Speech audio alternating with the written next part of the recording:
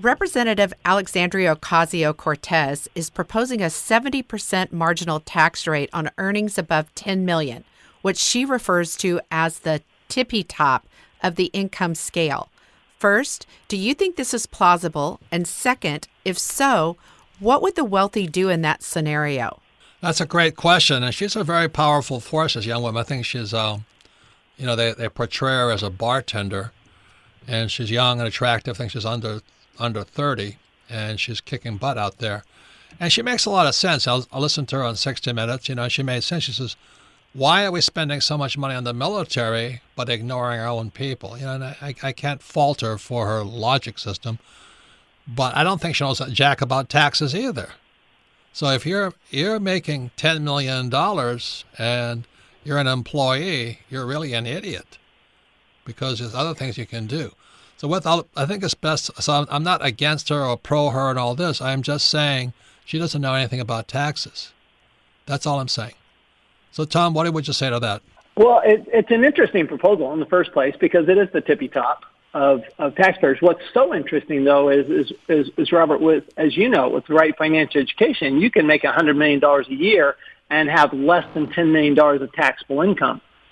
So those.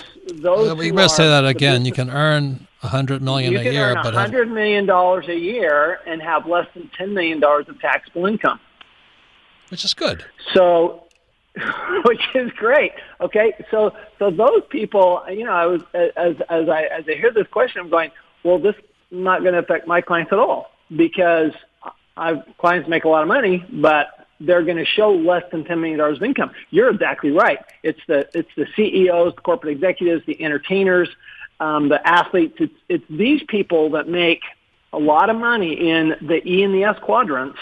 They're the ones who would be subject to this tax. Those with the good tax advisors, good tax education, who are investing their money and building businesses, I don't think they're going to be subject to that tax. So is it plausible? I mean, the answer is yeah, absolutely. And I don't frankly care one way or the other because my clients aren't going to be affected.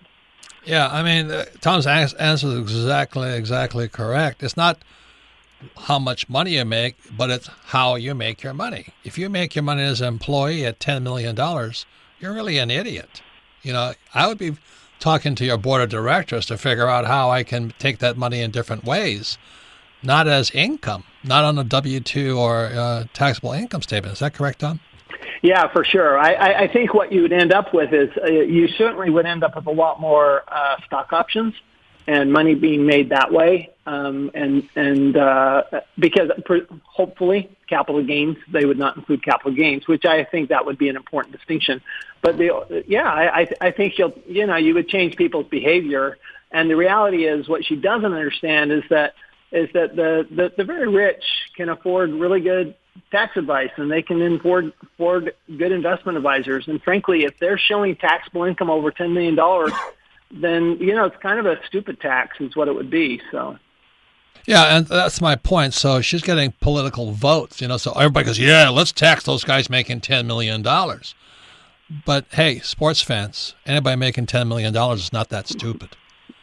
And she's very smart. She's very bright, very attractive, but she knows jack about taxes. And the thing about what Tom is talking about is why the stock market is crashing today is because most of those CEOs, they didn't take their money in salaries. They took it in stock options. Because exactly as Tom says, if they took it as salary, they would be paying ordinary income. But the CEOs of the major companies like General Electric, which is toast, and Chipotle, which is toast, and all these companies which are toast, is because the CEOs borrowed money from the company to buy back their stock. So instead of growing the company, the CEOs just bought back their stocks, which goose the stock price, and then they sell and they take their capital, they get their capital gains tax. So they pay less taxes than ordinary income. Is that so? Tom, what is the tax rate on capital gains versus ordinary income? Right. So tax rate on capital gains, really the maximum tax rate is 24%. On capital gains, whereas ordinary income, the tax rate's 37%. So there's already a big differential. So if you make that differential bigger by going 24 versus 70%, imagine what behaviors are going to change. Right. So she sounds good, but she's only talking to idiots.